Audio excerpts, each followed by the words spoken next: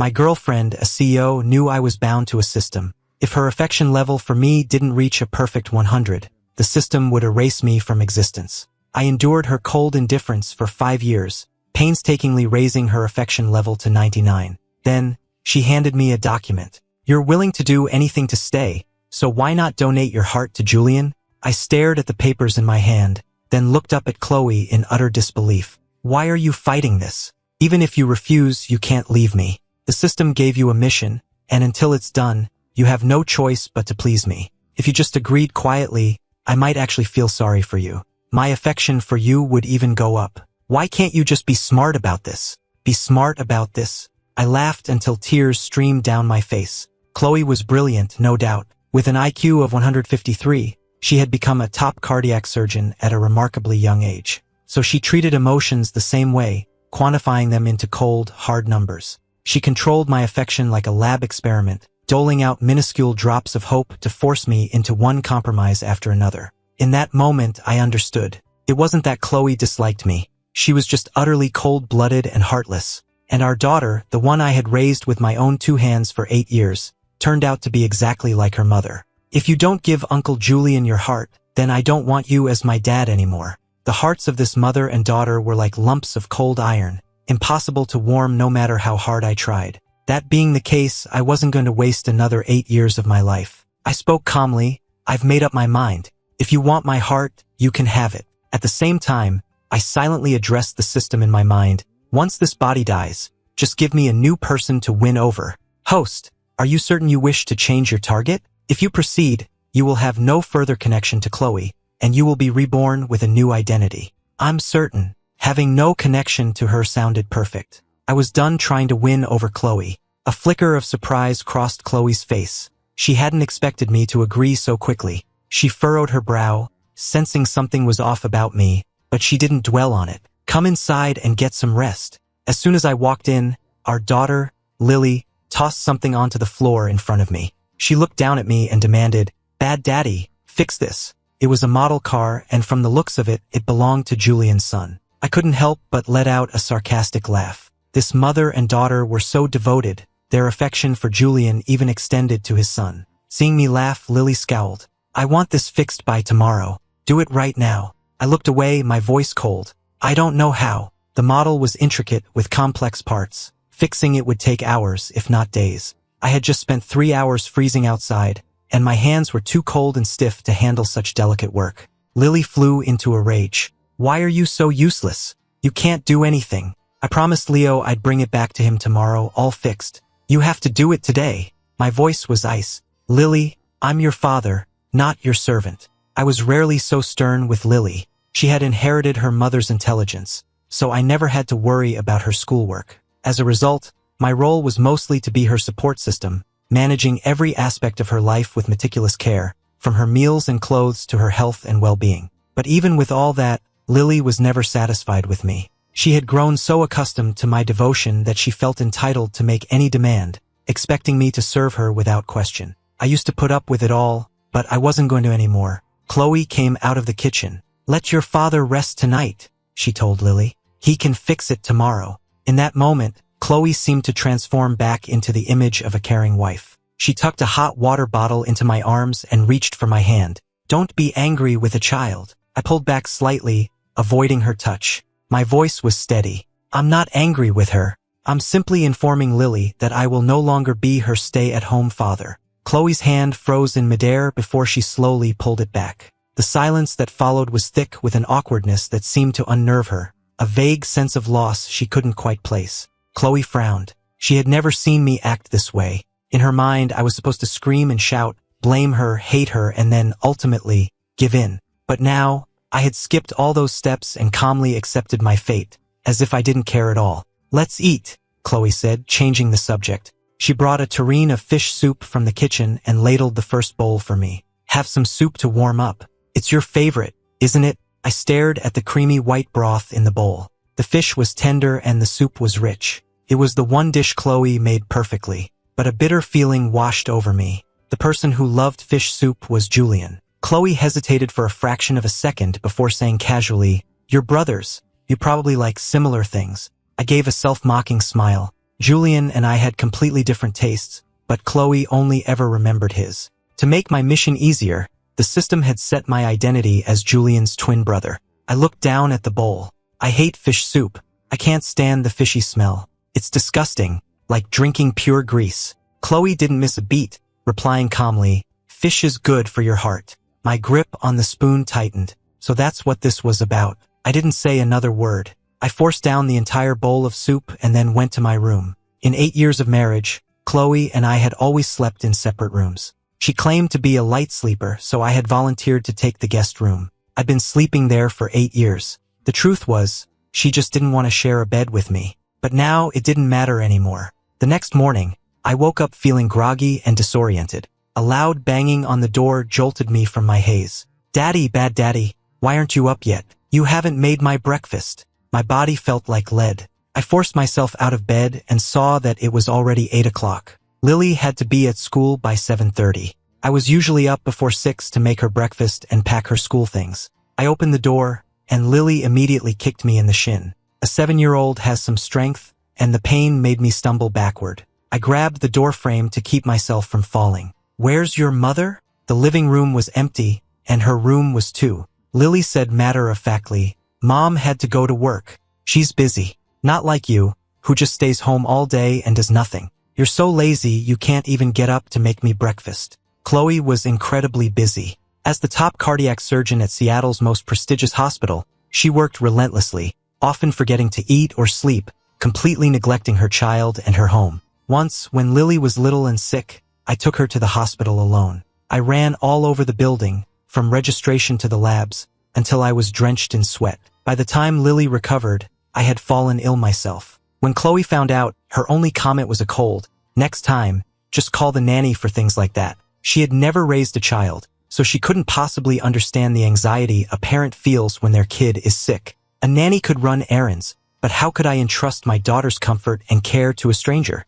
Chloe didn't understand any of that. She just accused me of making things more difficult than they needed to be. And now Lily felt the same way. "Uncle Julian was right," she said. "You're just a lazy bum. You're not a good father at all." The innocent cruelty of a child's words cuts the deepest. I looked at her, the child I had raised myself. She used to wrap her arms around my neck, call me Daddy, in the sweetest voice, and promise to always be my little girl. How had she become this person? I gave a bitter smile. "Lily, can't you see that I'm sick?" Only then did Lily seem to notice how pale I was. She frowned, her expression a mirror of Chloe's cold indifference. There was no concern in her eyes, only annoyance. "How stupid. Why would you get sick right now? Someone who can't even take care of their own health doesn't deserve to be my father." With that, Lily slung her backpack over her shoulder and left.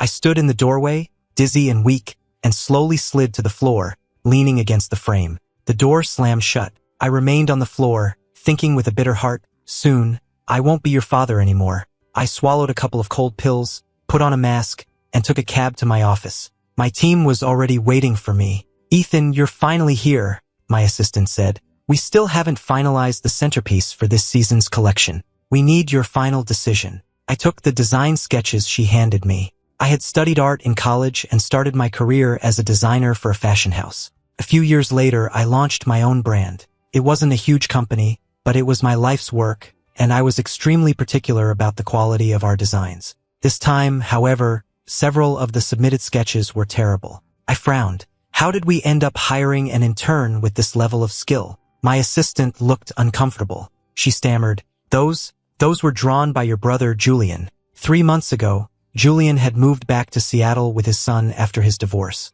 Unable to find a job, my parents had pressured me to give him a cushy position at my company. Julian's skills weren't even at an intern's level, let alone qualified for a real designer role. I had refused, of course, but I couldn't hold out against my family's relentless campaign of threats and guilt-tripping. They even showed up at my office to cause a scene. In the end, I had no choice but to give him a position as a designer. And this was the garbage he submitted. "Get rid of these," I told my assistant. "From now on, just pretend to review whatever he turns in. Don't ever bring his work to my desk again. I can't stand looking at it." Then I pulled out a folder of sketches I had been working on. "Take these. Discuss them with the senior designers and see if this is strong enough to be our centerpiece." Her eyes lit up as soon as she saw them. "Ethan, you're being too modest. These are perfect. Everyone here knows the quality of your work." I dismissed it as simple flattery and turned my attention to the rest of my work. After the heart transplant, this body was doomed to die.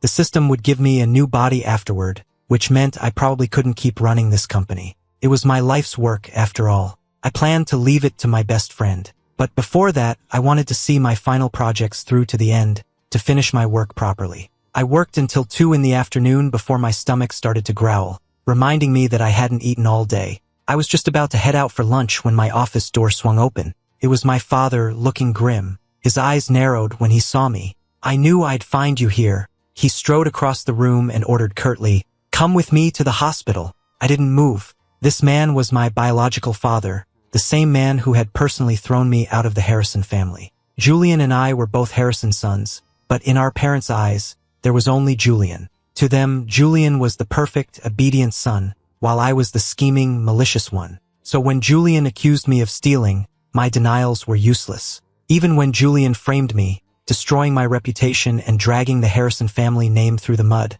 they never suspected him. They just piled all the blame on me. It was my father who had personally stood before a crowd of reporters and announced, "The Harrison family has only one son, Julian. Ethan has been disowned. His actions no longer have any connection to this family." Everyone laughed at me, the pathetic son cast out by his own family. And now here he was again. "Julian's condition has gotten worse. You're going to give him blood." The office was dead silent. I wanted to ask him how, after 7 years, he could stand there and say that to me with such a straight face. What does his life or death have to do with me? My father's face turned pale with rage. "He's your brother."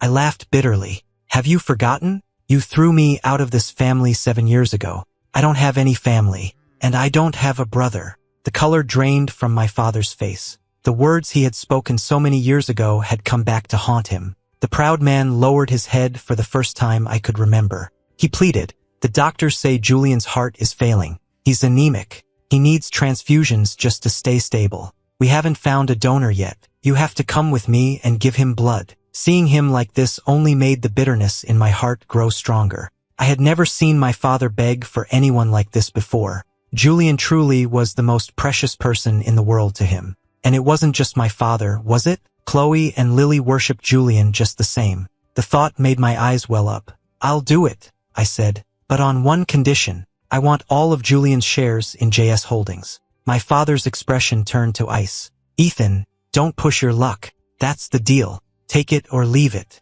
After a long silence, my father gave in. He dragged me to the hospital. Having not eaten all day, I felt dizzy and weak. Without giving me a moment's rest, my father pulled me to the door of the phlebotomy lab. A nurse noticed how pale I was and kindly asked if I was hypoglycemic, offering to let me rest and have something to eat. But my father cut her off impatiently. "Just get on with it." This was a private hospital my father had invested in. His word was law here. The frightened nurse didn't dare argue and quickly prepared the equipment. As the needle pierced my skin, a wave of dizziness washed over me. Between the severe cold and the low blood sugar from not eating, I started to feel my breathing grow shallow halfway through the draw. My head slumped to the side. The nurse panicked, crying that they had to stop or something terrible would happen. My father's face was a mask of fury. He was afraid of something happening, not because he cared if I died, but because if I did, Julian would lose his personal blood bank. "Fine," he snapped. "This will have to do for now." I was helped into a recovery room, but I had already lost consciousness. I don't know how much time passed, but I was jolted awake by a woman bursting into the room. She slapped me hard across the face, her voice a heart-wrenching sob. "This is all your fault," she shrieked. "Stop pretending to be unconscious. That little bit of blood isn't nearly enough." The pain shocked me back to full awareness. I saw my mother's face, puffy and distorted from crying. She grabbed my shirt and started pounding on my chest with her fists. "Why did I have to have 2 of you? If only I just had Julian. You're a curse. You stole his nutrients in the womb and made him be born with a weak heart. And now, when he needs a little of your blood, you put on this pathetic act. Do you want your brother to die?" Her words were daggers, each one piercing my heart. I never cried, but I felt cold tears stream from my eyes. I had heard those same words my entire life. Because we were twins, and because Julian's heart hadn't fully developed, it was all my fault. I had stolen his chance at a healthy life. My entire family despised me. My wife and daughter hated me. I was born guilty. The slaps kept coming until my father finally stepped in and restrained her. My father was surprised to see Chloe standing there. "What are you doing here?" Chloe simply said, "I heard Julian wasn't doing well, so I came to check. But you don't need to worry. I found a heart for him. He's going to be fine." My mother stopped crying instantly. "Really? Where did you find a heart? Is he really going to be okay?" Chloe nodded confidently. "I have my sources. I'll perform the surgery myself. Julian will walk out of this hospital healthy." Hearing the words, "perform the surgery myself," my heart stopped for a second. Then, a grim, unsurprised smile spread across my face. After my mother left, Chloe felt how hot I was. She moved me to a private room and thoughtfully brought me a blanket and some hot water. I lay in the hospital bed while Chloe took my temperature. She frowned when the thermometer read 105.8 degrees. "Why didn't you call me when you realized you had a fever?" I huddled under the blanket and said sarcastically, "The brilliant Dr. Chloe, the miracle worker, probably never considered that standing in a 40-degree hallway for 3 hours might make someone sick. She just didn't care. She didn't care about me, so my health was irrelevant to her. The only thing she had ever cared about was the heart beating inside my chest." Chloe froze for a moment. Then, as if feeling a pang of guilt, she whispered, "I'm sorry." Her voice was so quiet I thought I might have imagined it. Chloe sat on the edge of the bed and took my feverish hand in hers. "I'm sorry," she whispered. "I promise, after this is all over, we'll have a good life together. I'll give you anything you want. I'll love you properly." I didn't look at her. I just quietly pulled my hand away. After a night on an 4 drip, I felt a little better the next day. Chloe didn't go to her own hospital. She stayed with me, bringing me some pills. The medicine was bitter, and I grimaced as I swallowed it. Chloe handed me a glass of orange juice. "How long will it take for me to get over this?" Chloe answered, "A normal cold usually clears up in a week. Your fever is pretty high, so it might take around 10 days. So, will that delay the transplant for Julian?" I asked the question so casually, as if I were talking about something insignificant. Chloe looked at me with a complicated expression, a sudden realization that she couldn't read me at all. She didn't answer right away. I went on, "It doesn't matter if I'm still sick, does it? Once you take my heart out, I'll be dead anyway. What difference does a cold make?" The words were brutal, but I delivered them with a calm detachment that was like a blade itself. For some reason, Chloe looked deeply uncomfortable. She insisted, "I will make sure you are perfectly healthy when you go into that operating room." Healthy going in and dead coming out? I didn't understand the point of her insistence. My father walked into the room holding a share transfer agreement. He threw the thick folder, and it hit me in the face. His voice was frigid. "Just like you wanted. All of Julian's shares are now yours. Half of them were originally mine, and half were Julian's. Together, it was 30% of the company, enough to secure a seat on the board." I was satisfied. I signed the document. After everyone else had left, I called my lawyer. "I need you to draw up my will." The lawyer arrived with my friend, Ken. When Ken saw me lying in the bed, pale and gaunt, he exploded with anger. "Those bastards! They're all a bunch of bastards. How could they do this to you? I'm going to go give them a piece of my mind." I stopped him. During my time trying to win over Chloe, I hadn't met many good people, but Ken was an exception. He was always firmly in my corner. No matter what happened to me, he was always the first one to offer help. Besides Chloe, Ken was the only other person who knew about the system. I told him everything, including my plan to change my mission target. "So you're finally getting rid of that toxic woman, Chloe?" I nodded. Ken jumped to his feet, beaming. "That's fantastic. The system finally did something right. You should have dumped her ages ago. Let her see what it feels like." His enthusiasm made me smile. I turned to the lawyer.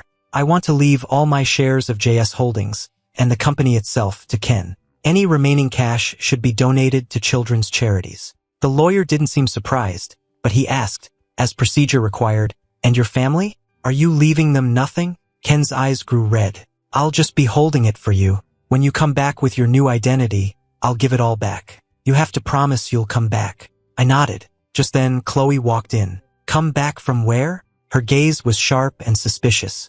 I had no idea how much she'd overheard. I quickly explained, "I was just telling Ken I plan to travel abroad for a bit, once I'm feeling better. He was just asking me to bring him back a souvenir." Chloe's expression remained neutral. After a moment of suspicion, she reverted to her usual demeanor. Don't forget your tests later. I breathed a sigh of relief. Chloe personally escorted me to my tests. I knew these tests were to determine if my heart was a suitable match for donation. As I was leaving the examination room, I ran right into Julian. He was in a wheelchair, looking frail and thin in his hospital gown. His face was pale, and he coughed weakly every so often. Just looking at him was enough to make anyone feel pity. I heard from Chloe that you found a heart for me, Julian said suddenly. You must be happy for me, right? I looked into his dark eyes. They seemed so bright and innocent, but I could see the deep-seated malice hidden beneath the surface. Did he really not know anything? Happy, I said with a smile that was surprisingly genuine. I'm very happy. Not getting the angry reaction he'd expected, Julian looked a little disappointed. He casually raised his hand. You've always held a grudge against me. I almost thought you wouldn't want me to have this surgery. On the ring finger of that hand, a man's wedding band was clearly visible. It was a perfect match to the one Chloe wore. I didn't pretend not to see it. I stared right at it. Julian noticed my stare and quickly slipped the ring off. Oh, sorry.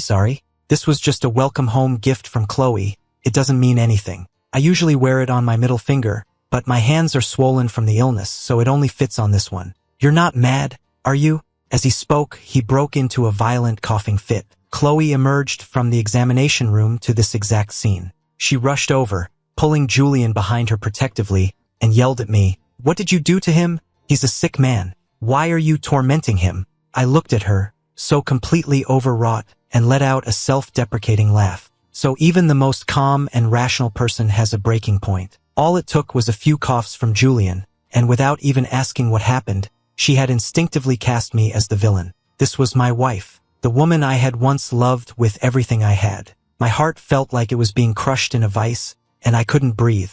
Julian was still coughing. Chloe, don't be angry. Ethan didn't do anything. He just commented on my ring. Please don't be mad at him over this. Chloe's expression grew even darker. The date for the transplant is set. None of your petty little schemes will work. I will not let anything interfere with Julian's surgery. She thought I was trying to back out of the donation by intentionally aggravating Julian's condition. But I didn't bother to explain. It would have been useless. She only heard what she wanted to hear. I just silently turned, walked back to my room, and shut the door. The only comfort I had left was my sketchbook. I loved to draw and design. My greatest dream for years had been to see one of my collections on the runway. Fortunately, I had received an invitation to show a collection next year. Unfortunately, I probably wouldn't live to see it, so I wanted to finish the designs before the surgery. At least I could fulfill that one last wish. As I was sketching and making changes, the medication started to kick in. Feeling drowsy, I set my sketchbook on the bedside table and fell into a deep sleep. When I woke up, I heard a rustling sound. I saw a little boy scribbling all over my designs with a pencil. The sketches I had worked so hard on were now completely ruined. I shot up in bed, grabbing the boy's hand. What are you doing? The boy jumped, startled. He looked up, and I saw a face that was the spitting image of Julian. It was his son, Leo. You're a bad man, he cried. You upset my daddy, so I'm punishing you. Leo started wailing, his shrill voice like nails on a chalkboard. Seeing my life's work destroyed, I was so furious I didn't care that he was just a child. Who told you you could touch my sketchbook? Haven't your parents taught you not to touch things that don't belong to you? Leo's crying intensified into screams. Help! The bad man is hitting me. Help! Aunt Chloe, help me. Grandpa! A moment later, my father and Chloe burst into the room and shoved me aside. Their combined force sent me crashing against the headboard. A sharp pain shot through my skull and my vision swam. Lily saw Leo's tear-streaked face and the red mark on his wrist, and she turned and punched me twice. Bad daddy, why did you hurt Leo? Leo was sobbing uncontrollably. I saw the uncle sleeping, so I just wanted to put a blanket on him, he whimpered. I don't know what I did wrong, but he started hitting me. I was so scared. I thought he was going to kill me. Hearing this, my father exploded. Ethan, have you lost your mind? You attacked a child. I said nothing. I lowered my head and touched my scalp. My fingers came away wet and sticky with blood. My father didn't even notice. He just continued to rage. Is this how I raised you? To attack a child? My face was ashen. I looked up at them. If I told you I didn't touch him, would you believe me? Would any of you? Chloe's voice was like ice. Ethan, stop lying.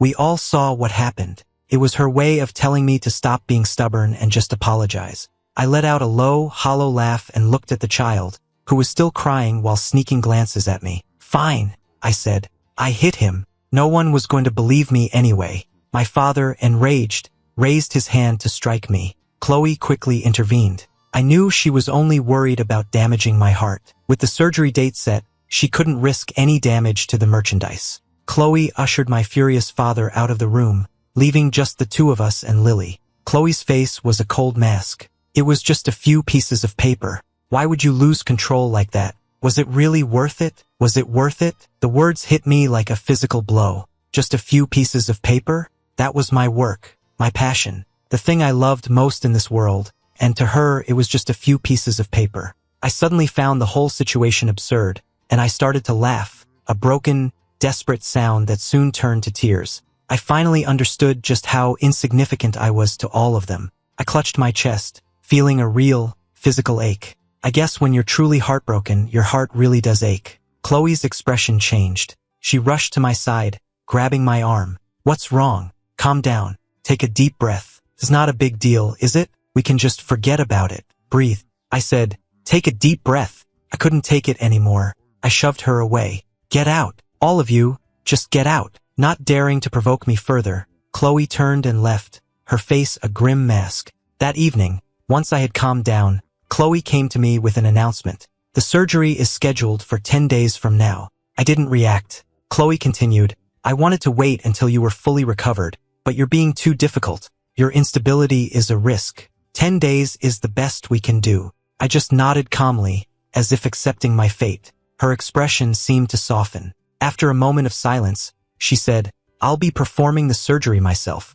You'll be under anesthesia. You won't feel a thing. I detected a rare note of concern in her voice. I looked up at her, my face pale and drawn. And I suppose I should thank you for that? Chloe was speechless. I had lost so much weight that my cheeks were hollow and my lips were colorless. Lying there in bed, I could feel the last flicker of defiance in my heart. Chloe, I asked, have you ever considered that I might actually die after the surgery? She flinched. For the first time, I saw a flicker of genuine panic in her eyes as she stood frozen in place. But she quickly regained her composure. We've already established that you can't truly die until the mission is complete, she said rationally. So you don't need to say things like that to try and trick me. The last bit of fight in me died, the light in my eyes fading to nothing. That was my last attempt. Chloe, there is no one in this world foolish enough to keep offering up their heart after knowing it will just be trampled on. At least I'm not. From now on, the man named Ethan will disappear from your life completely.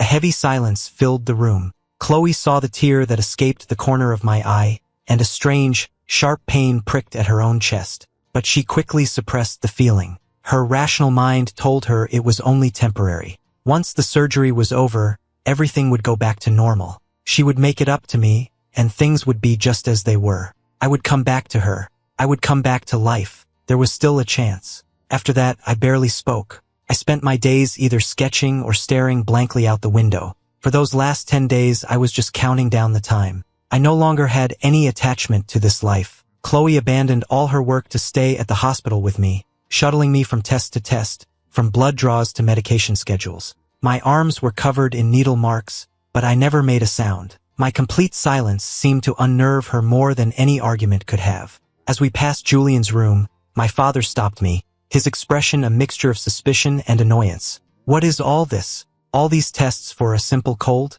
Are you just putting on a show to make us feel sorry for you? I didn't answer. I had grown paler and thinner with each passing day. I refused to meet his gaze. A surge of anger rose in him. You were always different from your brother. Cunning and malicious. All this is just making us despise you more. If you had any sense, you'd just disappear and get out of our sight. As he spoke, he gave me a hard shove.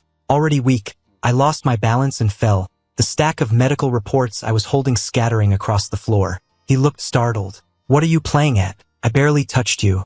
Are you trying to frame your own father now? I didn't say a word. I bit back the pain and started gathering the scattered papers. They were all my test results. He glanced down and picked one up. Why are you getting an echocardiogram? Just as he was about to read more, Julian's voice came from behind them. Dad. He wheeled himself over, looking exceptionally frail, and tugged on our father's sleeve. "Dad, don't be mad at Ethan. He just wants you to pay more attention to him. You've spent so much time with me, it's only natural he'd be upset. Go on, spend some time with him. I'll be fine." As he said this, he clutched his chest and began to gasp for breath. My father immediately dropped the paper and rushed to his side. "You foolish boy, look at you. And him, your brother, instead of helping, he's here faking sickness for attention. Why are you defending him? Besides, if it weren't for him, you never would have been born with this condition in the first place." Such a touching scene of fatherly love and filial piety. My heart was already numb to it all.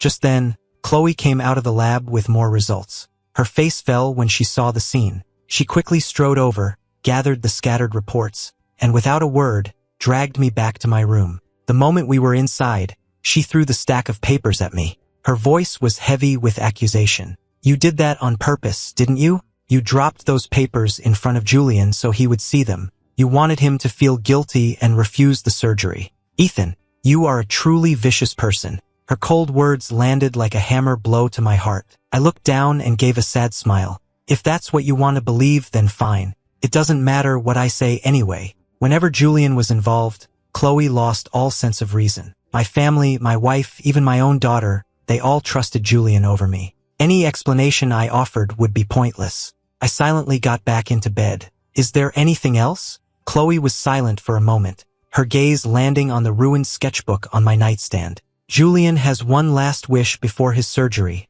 she said. "He wants to present a collection at a fashion show as a designer. You have a spot in next year's showcase, don't you? Give it to him." I snapped my head up. "You know that's my dream too. You know how long I've worked for this. And you want me to just hand it over to him? Why, I'll never agree." Chloe's brow furrowed. "It's just one spot. What's the big deal? Julian isn't like you. He's terrified of the surgery, and he just wants to fulfill this one small dream before it happens. Can't you do this one thing for him as his brother?" My fists clenched at my sides. How could she speak of it so dismissively, as if everything I had ever worked for meant nothing? If Julian wanted it, I was expected to hand it over. I had already agreed to give him my heart. Now he wanted to steal my life's work as well? I demanded, my eyes burning. Chloe seemed taken aback. From the hallway, we heard Julian's choked sobs. "If you won't do this for me, then I won't have the surgery. It's so risky. What if I don't wake up? I just want this one little thing. If you can't even give me that, then I might as well just die." My father immediately rushed to his side. "Don't say that, you foolish boy. Of course, we'll do it. I promise." Then he strode back to me and commanded, "You will give the spot to your brother." His tone left no room for argument. I held my ground. The invitation was for me. It's my collection. My father's face contorted with rage. "Julian is your brother. Can you stop being so selfish for once? Do you want to be the reason he dies?" My eyes burned with tears, but I lowered my head and stood my ground. My father hissed, "Fine, fine." He pulled out his phone. "You won't listen, will you? Then you can say goodbye to that pathetic little company of yours. Believe me, I can make one call and start a hostile takeover right now. You care so much about your life's work? Well, you'd better decide what's more important, your entire company or one little fashion show."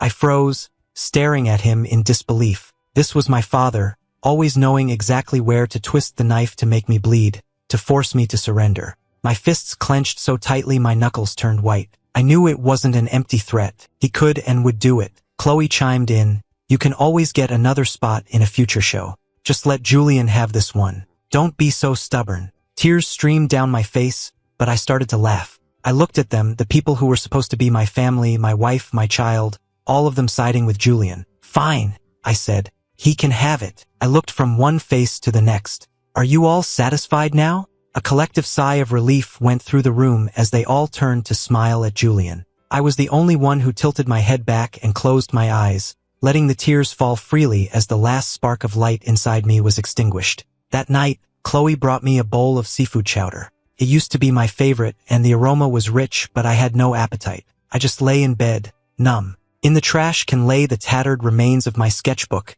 which I had torn apart myself. Chloe held a spoonful of the chowder to my lips, but I remained motionless, turning my head away. After a long silence, Chloe set the bowl down. "Fine, eat it yourself." The room fell silent once more. I looked at the bowl on the table, then swept it off into the trash can. The next day, I saw Julian waiting for me in the hall, a triumphant smirk on his face. "What good is all your talent?" he gloated. "The opportunity still ends up being mine. It doesn't matter how hard you work, it's all for nothing.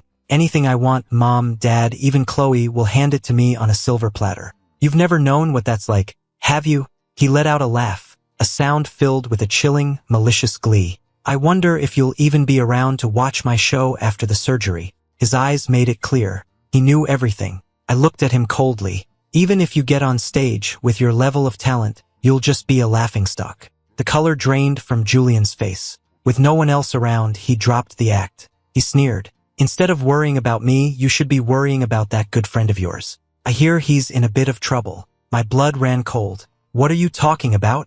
Julian put on an innocent expression. "Oh, you haven't heard? Your dear friend Ken came to see me, said some nasty things. I just mentioned to Dad that I didn't like him, and it seems Dad sent some people to take care of it. It might be a little complicated, but you know how Dad operates. A trumped-up tax evasion charge, and your friend won't see the light of day for at least a decade." I couldn't control myself. I slapped him hard across the face. "You're insane. If you have a problem with me, deal with me. Why are you going after my friend?" Julian just laughed, unfazed. "Because you care about him. You don't have anything left for me to take, so I have to go after him instead. If you want to blame someone, blame yourself. You're the one who got your friend into this mess. It has nothing to do with me." He smiled, a picture of innocence, but behind it lay a terrifying cruelty. I raised my hand to hit him again, but before I could, I was shoved violently aside. Chloe had arrived, and she angrily pulled Julian behind her. "What are you doing?" She glared at me, her eyes blazing with fury. "What did he do to you? Were you about to hit him again?" In an instant, Julian transformed, breaking into a fit of coughing. "Chloe, it's not his fault. I said something to upset him. It's okay. Let him hit me if it makes him feel better. It doesn't hurt." He suddenly started gasping for air, acting as if he were on the verge of death. Chloe's expression grew even more furious. "Ethan, are you insane? Why would you attack him? Look what you've done to him." I didn't have the energy to deal with her. My only thought was to call Ken and warn him, but as I pulled out my phone, Chloe slapped it out of my hand. "Do you have a heart?" she screamed. "How can you be playing on your phone at a time like this? Julian can't handle this kind of stress." The phone hit the floor, and the screen shattered. I picked it up, but it was completely dead. It wouldn't turn on. Ignoring what she'd just done, Chloe grabbed my arm. "Julian's condition is getting worse. We have to do the surgery now." I looked over and saw Julian clutching his chest, gasping dramatically. He looked to be in agony, clinging to Chloe's sleeve, but his eyes met mine with a look of triumphant provocation. It was clearly an act. I tried to shake her off to get to the nurse's station to use a phone, but she had already called for orderlies, who pinned me down, giving me no chance to struggle.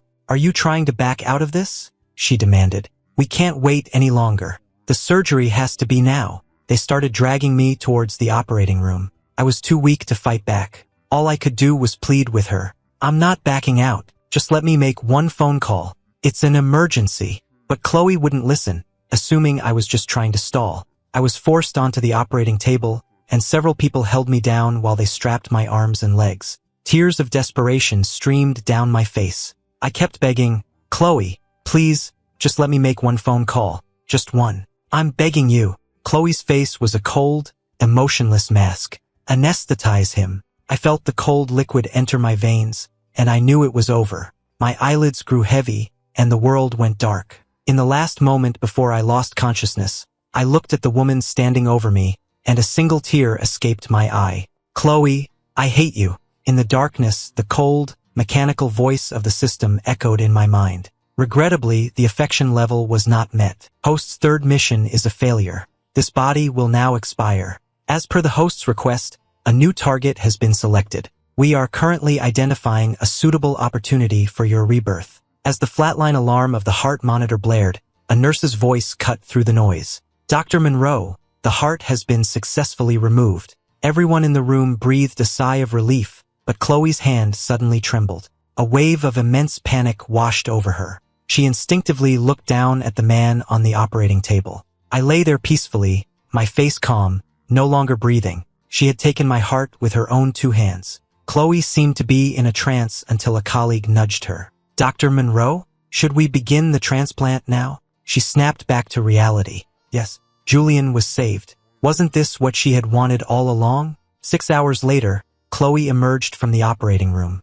My parents were waiting anxiously outside, along with Lily and Leo. They were all there for Julian. The surgery was a success, Chloe announced. My parents burst into tears of joy. Lily and Leo jumped up and down, cheering. Not a single one of them asked about me. Julian was wheeled out, and my mother followed the gurney to his recovery room. My father stayed behind to thank Chloe. With tears in his eyes, he took her hands. Chloe, you are a wonderful daughter-in-law. If you hadn't found this heart and performed the surgery yourself, I don't know if he would have made it. I always said Julian should have been the one to marry you. You know, back then he trailed off with a sigh. Never mind. But can you tell me who the donor was? I'd like to thank their family. Just as he finished speaking, the doors to the operating room swung open, and a nurse wheeled out a gurney. My body was on it, covered by a white sheet. As the gurney passed them, a draft from a nearby window lifted a corner of the sheet, revealing a hand with a distinctive birthmark. My father froze.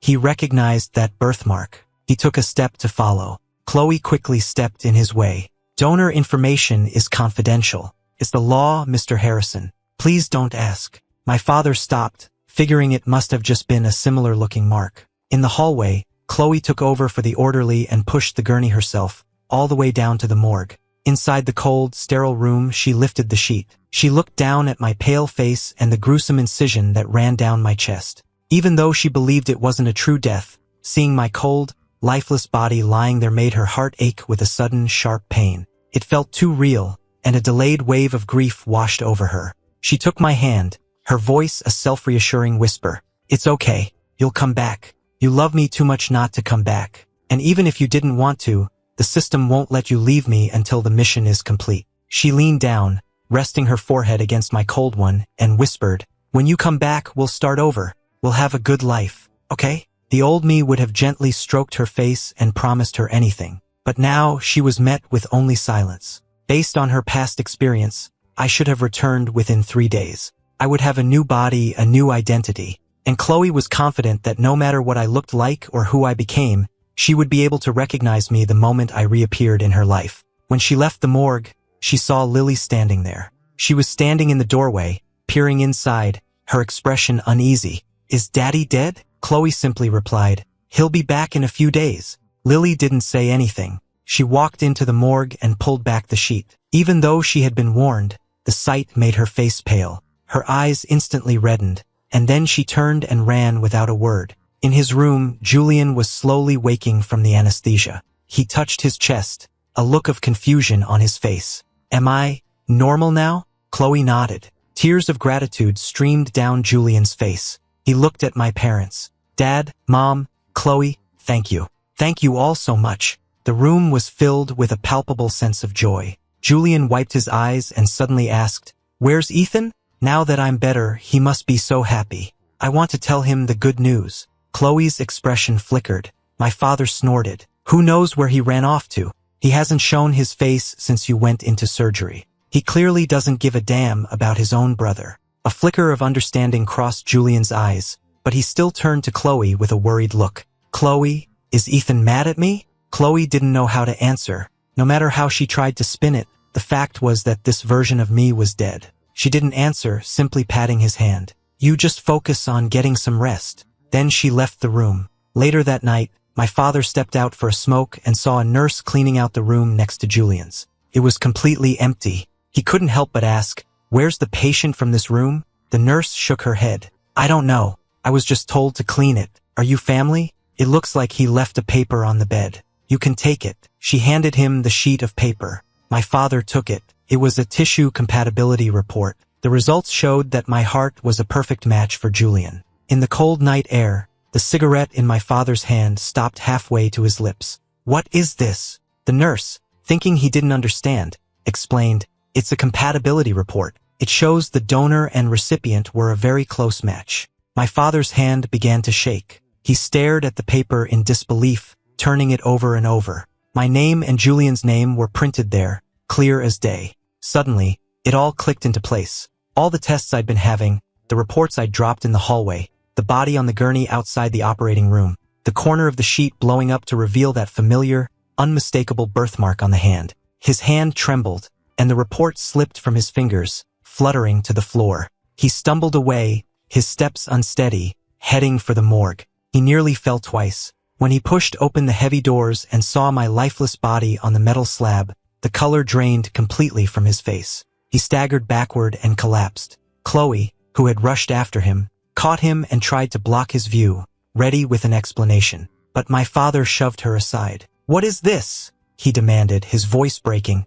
Chloe remained silent. "You said you found a heart," my father choked out. "Was it Ethan's? What did you do?" he roared, completely breaking down. Chloe tried to explain. "Julian's condition was critical. We couldn't afford to wait for a donor. So you just let Ethan die? No matter what, he was still my son. He was your husband." Chloe looked up at him. "It was the only way to save Julian. If you had been the one to make the choice, would you have done any differently?" The morgue was silent. His lack of an answer was an answer in itself. My father stumbled backward, the full weight of his complicity crashing down on him. He covered his face and sobbed, looking at my body. "I'm sorry. I'm so sorry, son." Chloe said nothing, just leaned silently against the wall. After a long time, she finally spoke. "I'm the one who failed him. I've already booked a flight out of the country. Once Julian is discharged, I'll take Ethan's ashes and leave. You know he wouldn't want to be anywhere near you." With that, she turned and walked away.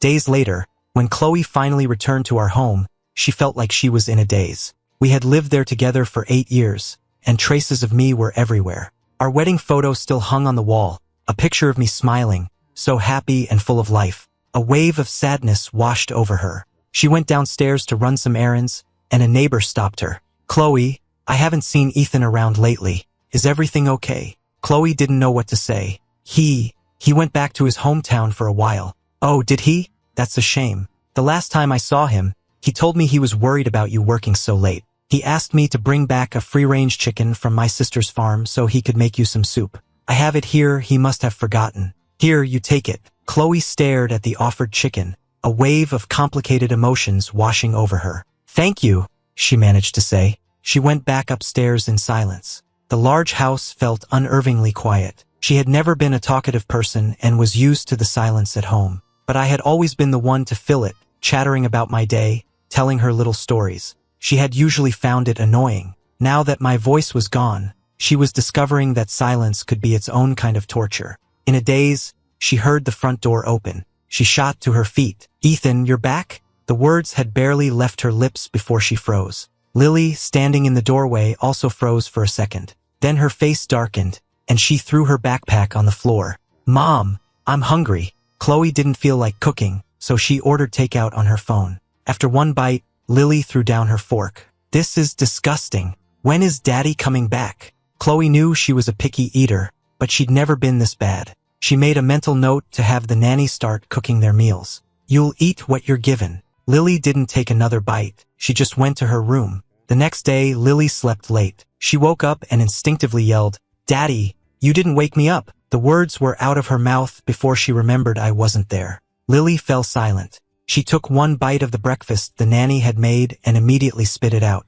"I want Daddy's cooking. This doesn't taste the same." The living room went quiet. Chloe didn't say anything, and Lily, seeming to understand, stopped her tantrum. After a long moment, Lily's eyes welled with tears. "Mommy, when is Daddy coming home? You said it would only be a few days." "That's right, 3 days. Based on her experience, I should have reappeared after 3 days. Tomorrow would be the 3rd day. They just had to wait one more day." Chloe comforted her daughter. Soon, but as the day approached, Chloe didn't feel relief, but a growing sense of dread. Over the past 3 days, my absence had become a palpable, heavy presence in her life, and there was nothing she could do but wait. Finally, the 3rd day arrived. She stayed awake, watching the clock tick past midnight. With no desire to sleep, Chloe threw on a coat and went out. She had no destination in mind. She just walked, hoping to run into someone, anyone, who might be me. She walked from midnight until dawn,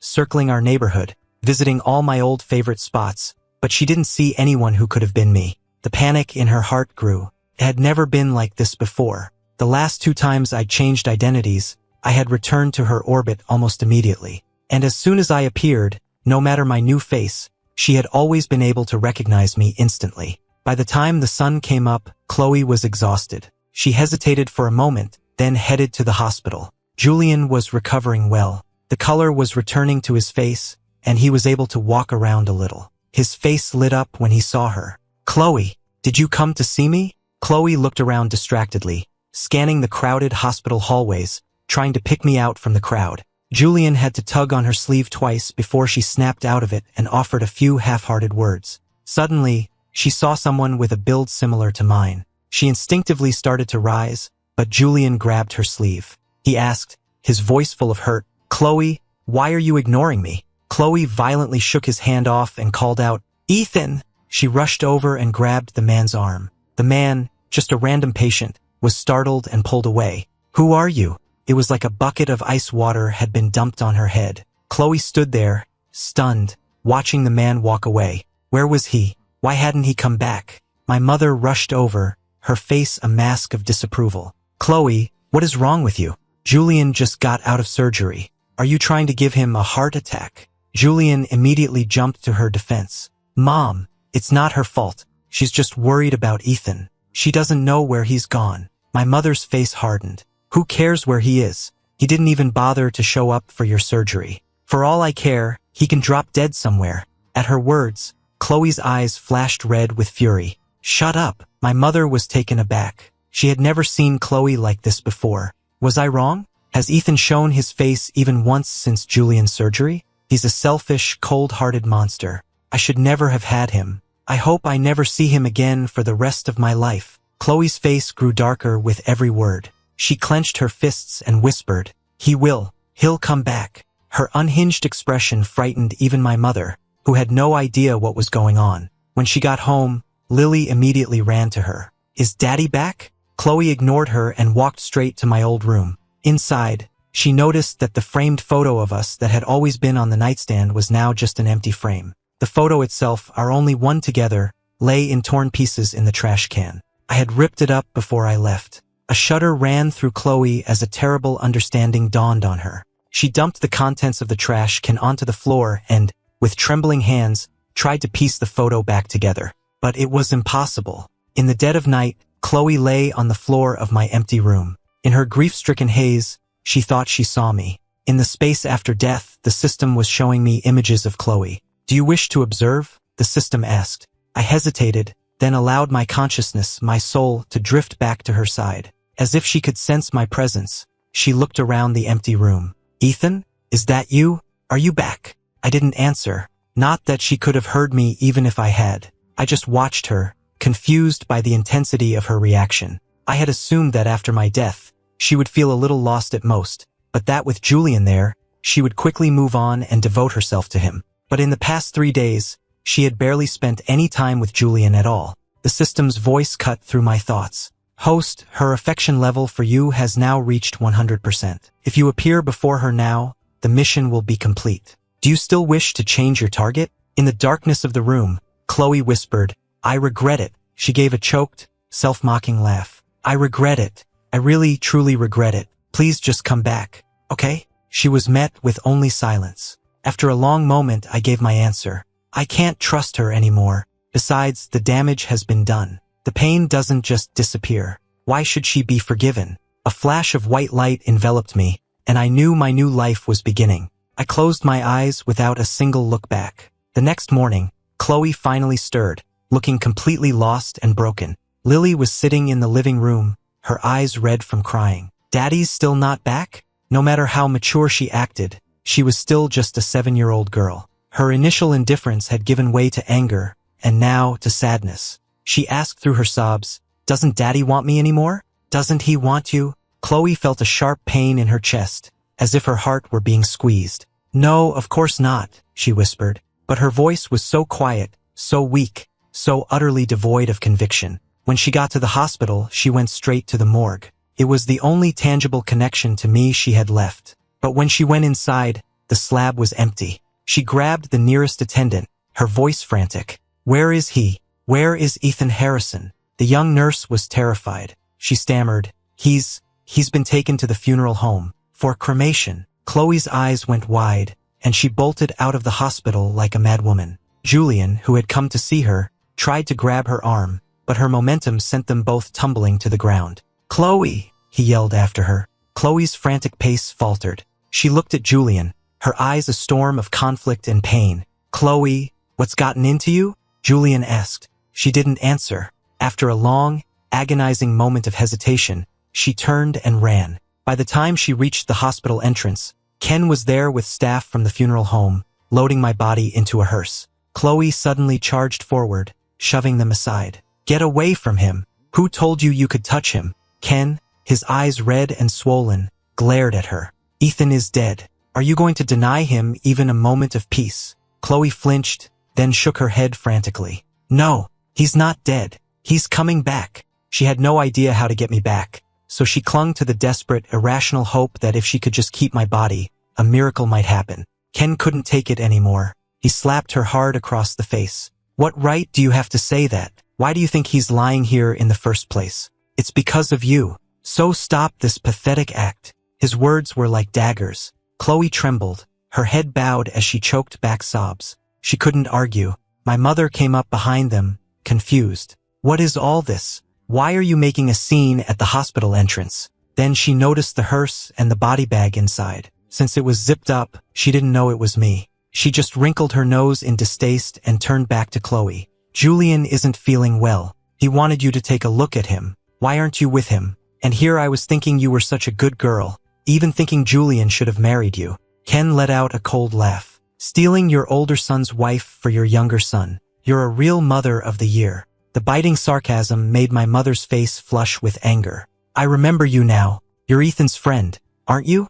This is a family matter. It has nothing to do with you. And where the hell has Ethan been all this time? Hiding and sending you to make a scene for him? You go tell him that if he's got any guts, he can just drop dead and never come back." Ken's eyes were blazing with fury. He turned to Chloe, his voice dripping with sarcasm. "Looks like you've been putting on quite a performance." My mother didn't understand what he meant. Julian rushed up from behind them and grabbed my mother's arm. "Mom, I'm not feeling well. Can you take me back to my room?" All other thoughts fled my mother's mind. Her only concern was getting Julian back to his room. But Ken stepped in front of them, blocking their path. He looked straight at Julian. "In such a hurry to get your mother away? Afraid she might learn the truth?" Julian's face went pale. "I don't know what you're talking about." My mother sensed something was wrong, but she still stood by Julian's side. "What are you trying to say?" she demanded. Ken looked at her. "Aren't you the least bit curious where the heart beating in your son's chest came from?"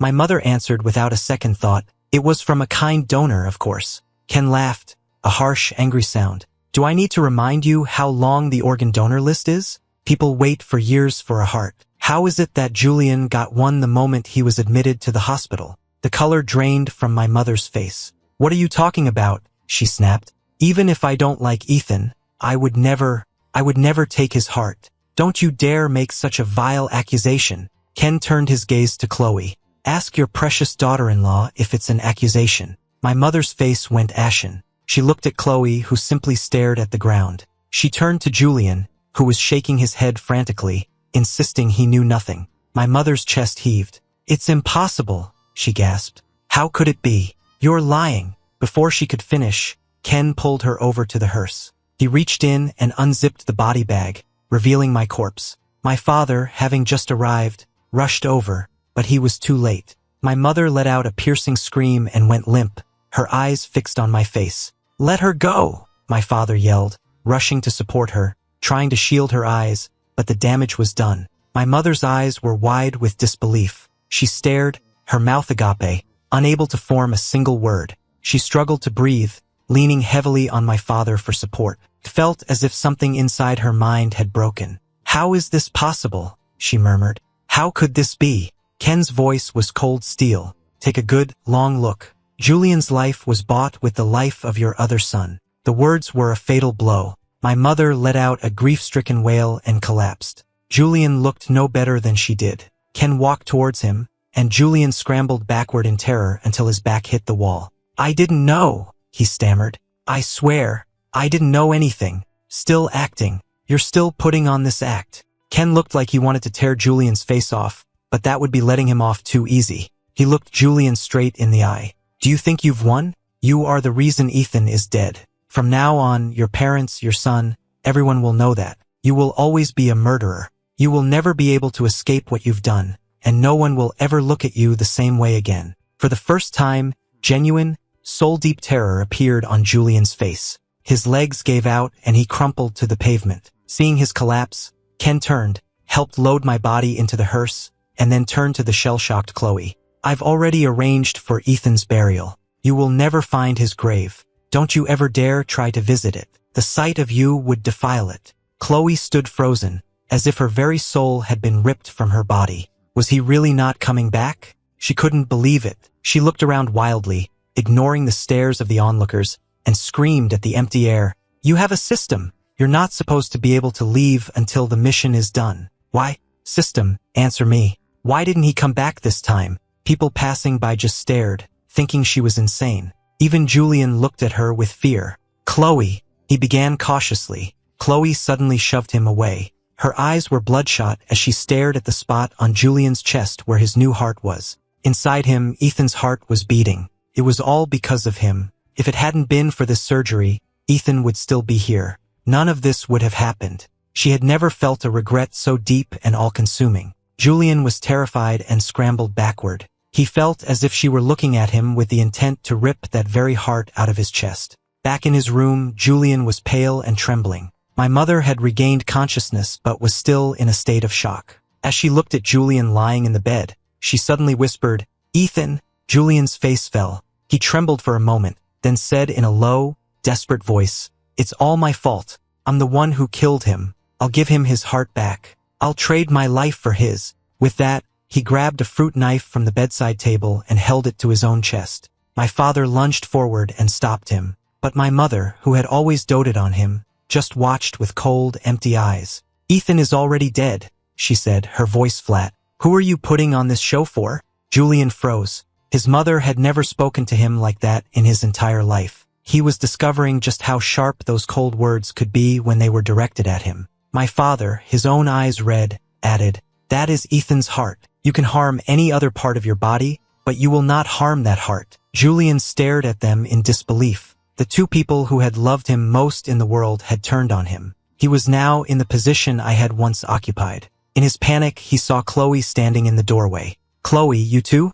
Do you blame me for my brother's death? But I didn't know anything. Why is everyone blaming me?" His eyes filled with tears of self-pity. Before, everyone in the room would have rushed to comfort him. Now, no one moved a muscle. Chloe just looked at him and asked quietly, "Did you really not know?" Julian had been abandoned by them all. My mother no longer had any interest in staying by Julian's side. She spent her days in a daze and was sent home the next day. My father, too, could no longer bring himself to watch over Julian, making excuses about work to stay away. Chloe's mental state deteriorated rapidly. She refused to believe I was truly gone. She spent her days searching for me, searching for any sign of the system, desperate for an answer. Finally, a friend of hers, unable to watch her waste away, dragged her out for a drink. And there, across the street, standing under a lamppost, she saw a man whose every gesture, every movement, was an exact echo of mine. Chloe shot to her feet and ran out of the bar without a second thought.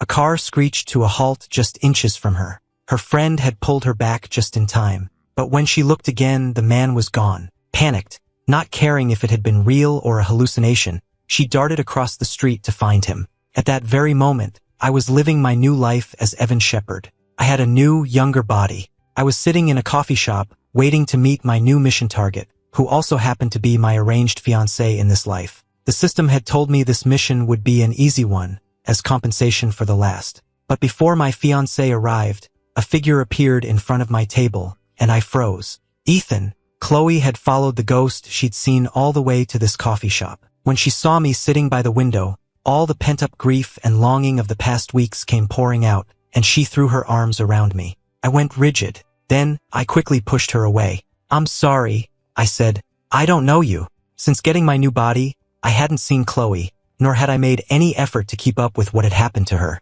I had no idea she had become such a wreck. The woman who had once been obsessively neat, almost a germaphobe, now reeked of alcohol. She had dark circles under her bloodshot eyes, and tears were streaming down her face. She was looking at me as if I were a priceless treasure she had lost and just found again. I took a step back in shock. I never would have imagined that my absence would affect her this deeply. Wasn't this what she wanted? She was finally free to be with Julian. I couldn't understand it, and I didn't want to. I quickly composed myself. "Miss, I think you have the wrong person," I said calmly. "My name is Shepard, not Harrison." Staring into my unfamiliar eyes, Chloe froze, completely stunned. How could it be? She couldn't be mistaken. Just moments ago, through the window, she had seen the way I sat, the way I held my coffee cup. Even my smallest mannerisms were identical to Ethan's. How could it not be him? While she hesitated, I stood up to leave. She rushed after me but was intercepted by the bodyguards who had been waiting nearby. I got into the waiting car, my expression cold and distant. "I'm sorry, but I really don't know you. Please stop following me." The door closed, shutting out the world. I leaned back against the seat and rubbed my temples. System, how did she find me? The system explained that she had been searching for me constantly, frequenting crowded places in the hope of increasing her chances of running into me. I was speechless for a moment, then I sighed. If this had happened in my past life, knowing she cared this much would have made me ecstatic. Now, I just felt that her delayed affection was worth less than nothing. It was too late for regrets. When I got home, my new mother, Mrs. Shepard, rushed to greet me at the door. "Evan, darling, the security detail told me you had a run-in with some crazy woman today. Are you all right? Were you frightened? Did she hurt you?" She looked me up and down, her face etched with concern. Only after she was satisfied that I was unharmed did she press a hand to her chest. "You scared me half to death. How can something like that happen in broad daylight?" I looked at this woman, my new mother, whose eyes were filled with nothing but love for me, and a warmth spread through my chest. The system really had given me a wonderful family this time. My parents adored me, and I had two older sisters who doted on me. Even my mission target was a childhood friend, and our families had already arranged our marriage. Everything was perfect. Remembering my interrupted meeting, I said, "I didn't get to meet Claire today, though." My mother waved a dismissive hand. "Don't you worry about that. Her mother and I are old friends. I've already invited them over for dinner tonight. You'll see her then." I had to smile. From what both the system and my mother had told me, Claire was a wonderful person. This mission was going to be a breeze. Meanwhile, a dejected Chloe returned home and began mobilizing all her resources to find me. It wasn't long before my old father got back to her. "Chloe, that man is Evan Shepard, the heir to the Shepard fortune. Why are you looking for him?" Chloe stared at the photo of me, her fingers trembling. "No," she insisted. "That's Ethan." My old father was startled, thinking she had finally lost her mind. He was about to try and reason with her, but she had already hung up. 3 days later, I attended a charity gala as an invited guest. By my side was Claire, looking stunning in a mermaid gown, her smile radiant. Our appearance together served as an unofficial confirmation of the rumors that the Shepard and Grant families were planning to merge through marriage. All eyes were on us, with murmurs of what a handsome couple we made. But in a dark corner of the room, Chloe watched us, her eyes red with unshed tears. She refused to believe that the man standing there wasn't me. She downed the drink in her hand in one gulp and started walking towards me. I had just had a few drinks, and feeling a bit warm, I stepped out onto a balcony for some fresh air, and there was Chloe walking right towards me. The alcohol buzz vanished instantly. I straightened my posture. She looked much more put together than she had a few days ago. She had clearly come prepared. She walked up to me and said politely, "Mr. Shepard." I gave a polite nod in return. Her eyes never left my face. "You look a great deal like someone I used to know, Mr. Shepard." The cool night air was sobering. "And who might that be?" I asked. "My husband." I couldn't help but smile. In the past, Chloe had never liked to acknowledge me as her husband in public. Her heart had always belonged to her first love, Julian. He was the only one she had ever wanted to marry. And now, here she was, in front of this new me, finally admitting that I was her husband. It was too late. I replied politely, "Then you must be mistaken." She didn't respond to that, instead continuing as if talking to herself. "He loved me so much. I don't think anyone in this world could ever love me the way he did. But I didn't love him at first. I only married him because he resembled the man I was in love with." The wind stung my eyes. I didn't understand why she was telling me all of this now. Was she trying to reminisce? "But then, I really did fall in love with him," she said, looking me straight in the eye. "I started out using him as a substitute, but I fell in love with the real him. I knew the difference between him and the other man. When I looked at him, I saw him, and only him. My voice was hoarse as I tried to hide the lump forming in my throat. And, in 8 years together, I had never once felt the love she was describing now. Had she ever shown me even a shred of respect? Her eyes were red, her voice trembling. And so I regret it. I regret not realizing my own feelings sooner. I regret all the ways I hurt him. I regret doing something that can never be undone. Ethan, I'm so sorry. Can you forgive me? Can we start over? I'll make it up to you, I swear. We can forget the past. Please. She grabbed my hand, her eyes pleading. I could feel her trembling, but my own heart was a landscape of scars.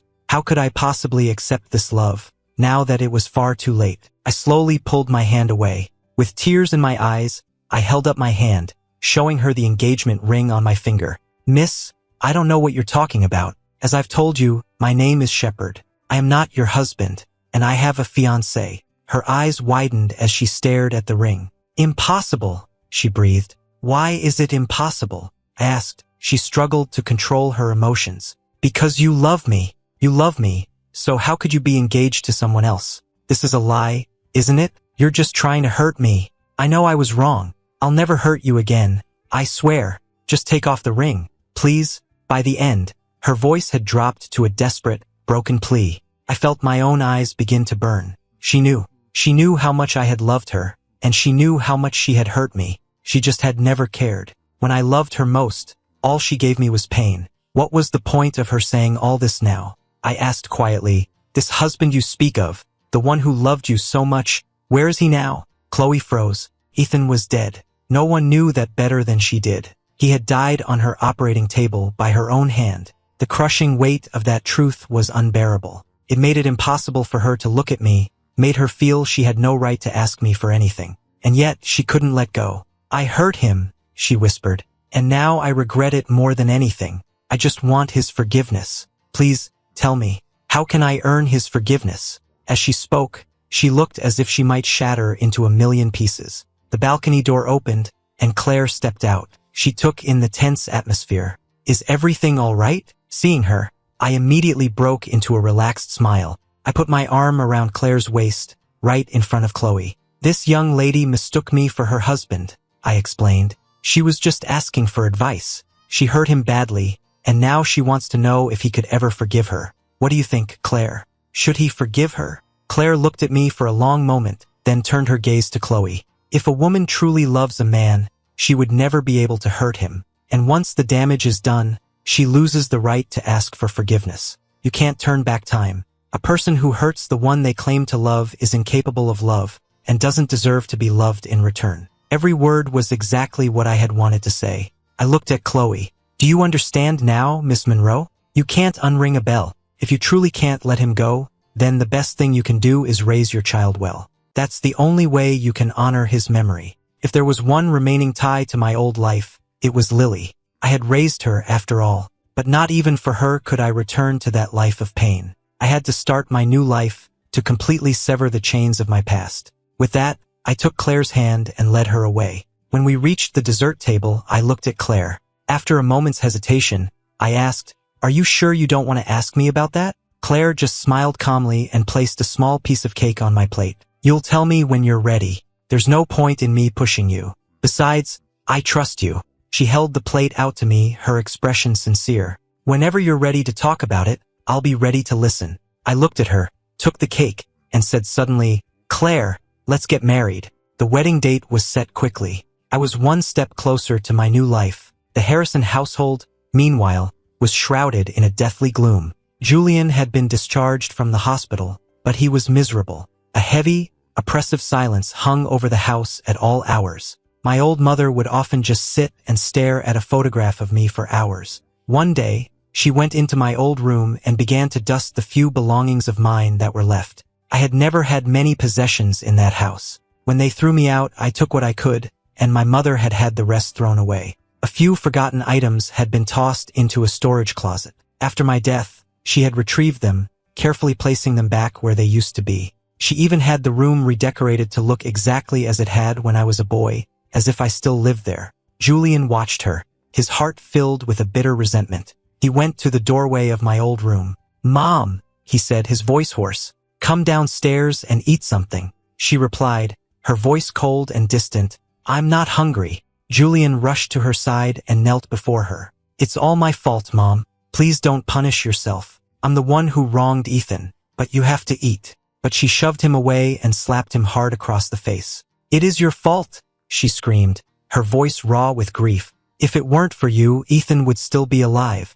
My Ethan. Julian stumbled to the floor, clutching his cheek in disbelief. His mother had never laid a hand on him before, and now she had hit him for me. Julian finally snapped. What does it have to do with me? He yelled.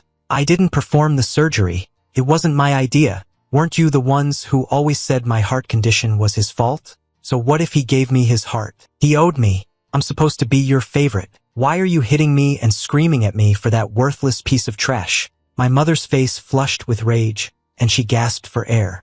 My father, who had just gotten home, heard the shouting and rushed in. He helped my mother to her feet and then kicked Julian. You ungrateful brat. We spoiled you rotten. No matter what, Ethan was your brother. He died for you. What right do you have to say such things? Julian stared at them, his face a mask of disbelief. He tried his old trick, clutching his chest and gasping for air, but this time, he was met only with my father's cold stare. Your condition is cured, my father said flatly. You have Ethan's heart now. He's perfectly healthy.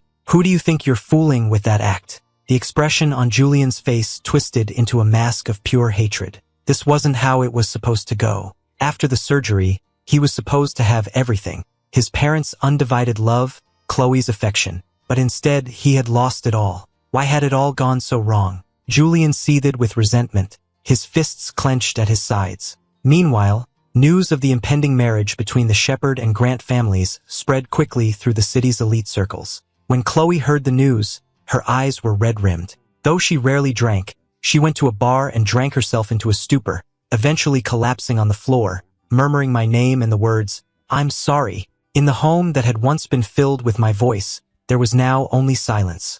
On the day of our engagement party, Claire and I stood side by side, accepting the congratulations of our guests.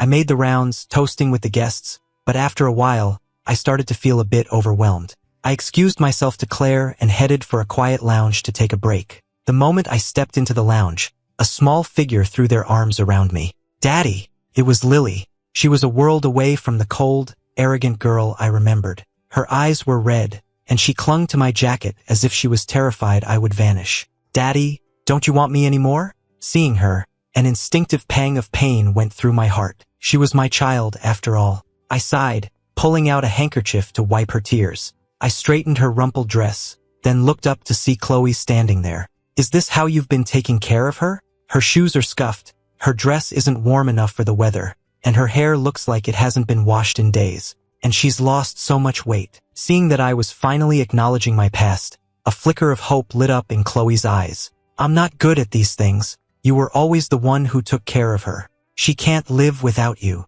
I just looked at her in silence. I already knew why she had brought Lily here. She was trying to use our daughter to tie me to her. But I had already made up my mind to leave the past behind. I looked down at Lily and spoke gently. You're a smart girl, and you're very capable. You can take care of yourself, even without your daddy. Lily burst into tears. No, I don't want to, she sobbed. You're my daddy, aren't you?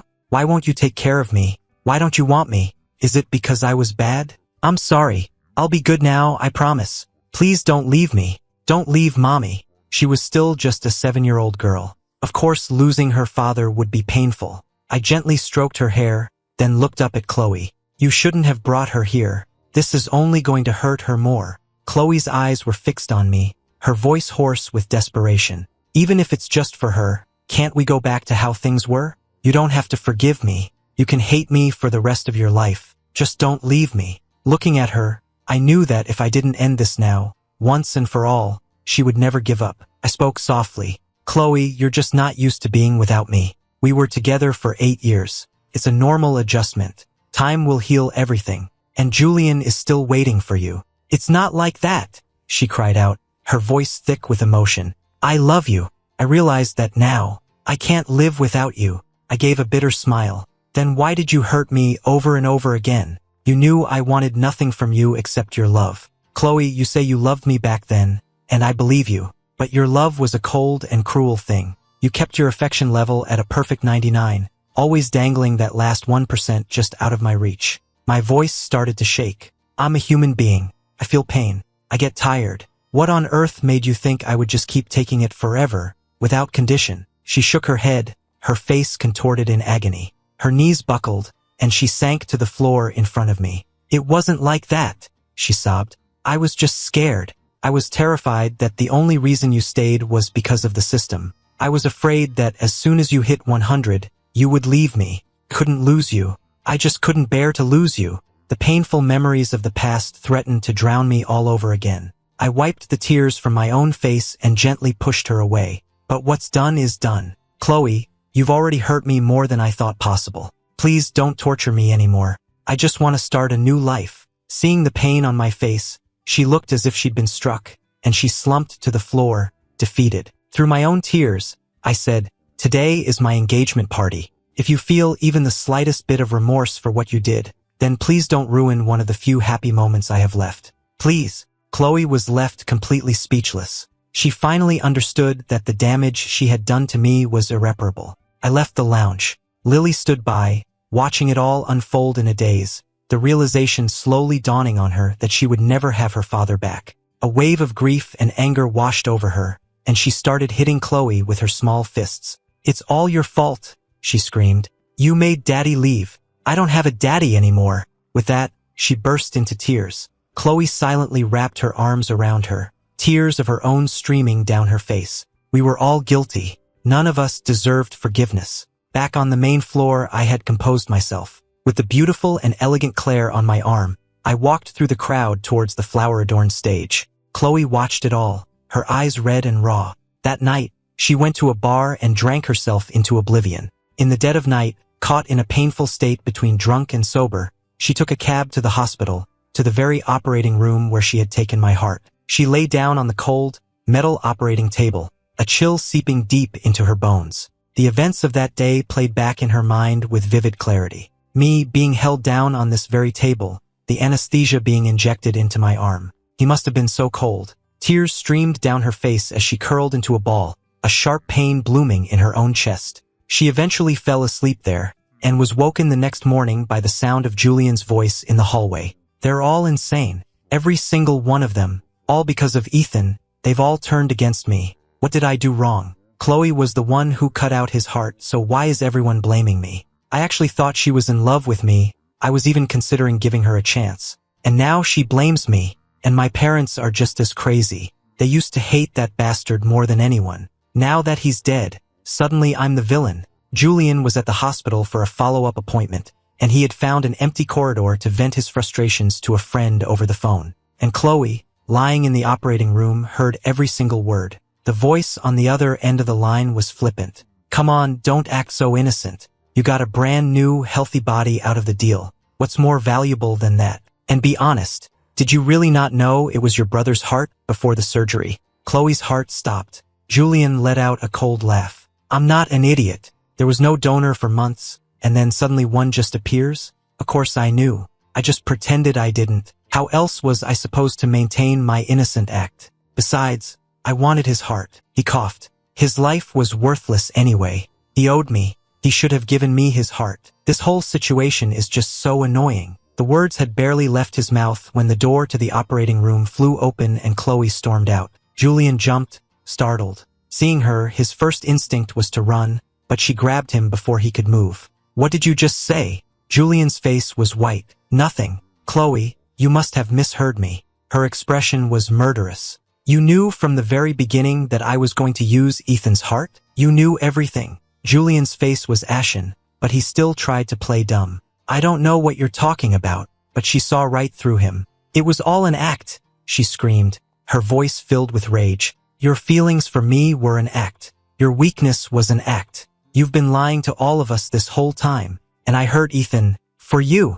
I can't believe." She started to laugh, a bitter, self-loathing sound, as if she had just been told the cruelest joke in the world. What had she done? Seeing the look in her eyes, Julian turned and fled the hospital. Chloe stood there in a daze for a moment. Then, a thought struck her, and she ran to her office. She pulled all of Julian's medical records and began to go through them, line by line. Suddenly, she burst into hysterical laughter, the sound of a woman who had completely lost her mind. Then she raised her hand and slapped herself hard across the face. There, in his old medical records, it was written in black and white. His heart condition had never been life-threatening. It was he who, against direct medical advice, had gone skydiving, causing his condition to deteriorate to the point where he needed a transplant. And even then, it hadn't been an immediate life-or-death emergency. In the hospital, he had deliberately faked the severity of his symptoms, even skipping his medication, all to worsen his condition and expedite the surgery. Because he knew that no matter what, Chloe would find a solution for him. And she had taken my heart. The realization hit her with the force of a physical blow. She deserved this, to be so thoroughly deceived by such a person, to have caused me so much pain, to have taken my heart with her own hands, all for him. What right did she have to ask for forgiveness? Now she had lost everything. The man who loved her, the man she thought she loved, all of it was gone, all because of Julian. And what right did he have to possess Ethan's heart? With that thought, she walked out of the hospital, got in her car, and drove straight to the Harrison estate. The atmosphere in the Harrison house was grim. Julian had just gotten home to find his father sitting in the living room, his face a mask of fury, and his mother looking just as thunderous. A knot of fear tightened in his stomach. "Dad? Mom? Why are you both home?" he asked cautiously. His father shot to his feet and slapped him hard across the face. The force of the blow sent Julian sprawling to the floor. He stared up in shock, having no idea what was happening. "Dad, what was that for?" His father played a recording on his phone. It was his conversation from the hospital corridor. Chloe had recorded it and sent it to him. His mother's face was a canvas of disbelief, pain, and disgust. "We always thought you were the good one," she choked out. "But it was all an act. You lied to your own parents. You murdered your own brother. You took his life." She pointed a trembling finger at him, her voice breaking with sobs. Julian knew the jig was up. "What does it have to do with me?" he screamed, his eyes red with defiance. "I didn't kill him. You're the ones who threw him out of the family. Chloe is the one who took his heart. I didn't do anything. I'm the innocent one here. Weren't you the ones who hated him? Weren't you the ones who wished he would just die? Well, now he's dead, and you're not happy? You think you're such great parents." His father's face turned purple with rage. He clutched his chest, swaying on his feet. But Julian didn't care.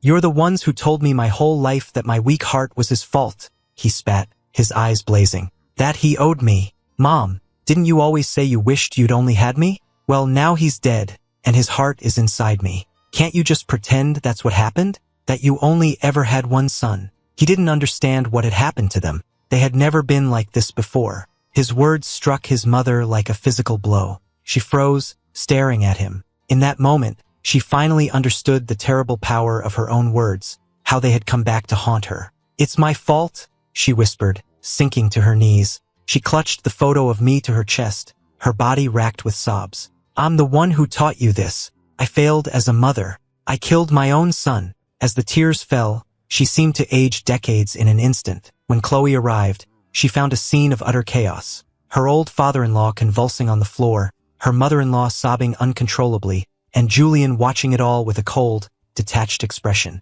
He was about to walk out when Chloe blocked his path. "Why did you do it?" Julian, still furious, shoved her aside. "Who harmed him? You did. I didn't do anything. All of you trying to pin the blame on me, but you're the selfish, hypocritical, vicious ones. You should be thanking me. If it weren't for me, he'd be nothing but a pile of ashes by now. At least this way, a piece of him is still alive. His heart is still beating inside me." Chloe stumbled backward, a low, hollow laugh escaping her lips. She didn't argue with him. "You're right," she said, her voice dripping with self-loathing. "I am selfish and hypocritical and vicious. I'm the one who destroyed him. But what right does someone like you have to carry his heart?" With that, she grabbed a heavy vase from a nearby table and smashed it over Julian's head. He collapsed to the floor, dazed. Chloe lunged at him, her hands closing around his throat. He struggled, gasping for air, but his body, still weak from the surgery, was no match for her.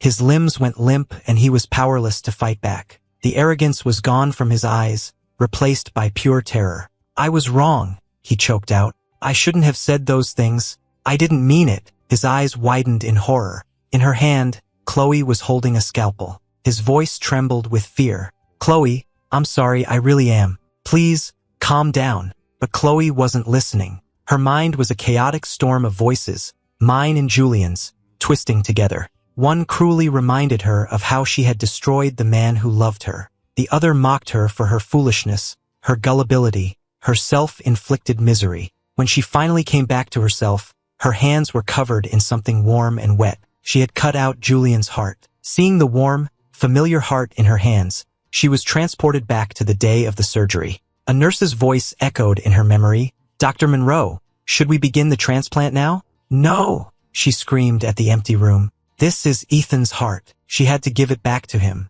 But she looked around, and I was nowhere to be found. She stood up, cradling the heart, and went to find me. When the police found her later that night, she was collapsed in the snow, a pool of blood spreading out beneath her. Back at the estate, her father-in-law had suffered a massive stroke, and her mother-in-law had collapsed from shock. The subsequent investigation uncovered a scandal of illegal organ harvesting that shocked the entire city of Seattle. The story was trending on Twitter within hours. I didn't hear about any of it until 3 days later. After my last encounter with Chloe, I had turned off my phone, trying to disconnect from the outside world and avoid being dragged back into my past. But I ended up hearing from my new father, Mr. Shepard, that JS Holdings had gone bankrupt. After Chloe's arrest, the story of how the Harrison family had sacrificed one son for another became public knowledge. The public outcry was immense. The hospital owned by JS Holdings was shut down, and everyone involved was arrested. The company's stock plummeted, and it declared bankruptcy soon after. My old father, due to the delay in getting medical attention after his stroke, was left partially paralyzed, his face twisted, confined to a bed, and completely dependent on others for his basic needs. My old mother had a complete mental breakdown. She spent her days clutching my photograph, refusing to let it go. The great Harrison dynasty had fallen. Leo, now fatherless, was taken back overseas by his mother. Chloe was diagnosed with schizophrenia and committed to a psychiatric hospital. The once brilliant, untouchable surgeon was now a patient, locked away from the world. Her downfall was the talk of the town. When I visited the psychiatric hospital, I found Chloe in a catatonic state. She was gaunt, her cheeks hollowed out, her hair cropped short. The vibrant, confident woman I once knew was gone. When she saw me, her vacant eyes suddenly focused. "You look like someone I used to know." "Who is that?" I asked. "My husband." But I hurt him. "He'll never forgive me. Not in this lifetime." Then she began to laugh and cry at the same time, repeating over and over, "He'll never forgive me." As I left, I took one last look at her. Our 8 years of history of love and hate were finally over. I didn't hate her anymore. I just hoped she would forget me so we could both start over. On my way out, I stopped by a local children's home. After Chloe was institutionalized, Lily had been placed in their care. In the director's office, I made a substantial donation to the home. From the window, I watched Lily playing in the yard below. Unlike the other children, she was sitting by herself, drawing in a sketchbook. The director sighed. "She's still adjusting. It's difficult for new children. But our staff is wonderful, and we have a great track record. We have several children on the spectrum here who have thrived." As he spoke, a few other children approached Lily. "What are you drawing?" one of them asked. "Can we draw with you?" The old Lily would have ignored them, but this time, after a moment's hesitation, she nodded. I watched them for a long time. "The Shepherd Corporation will be making an annual donation to this home from now on," I told the director, "and I'll stop by from time to check in on her.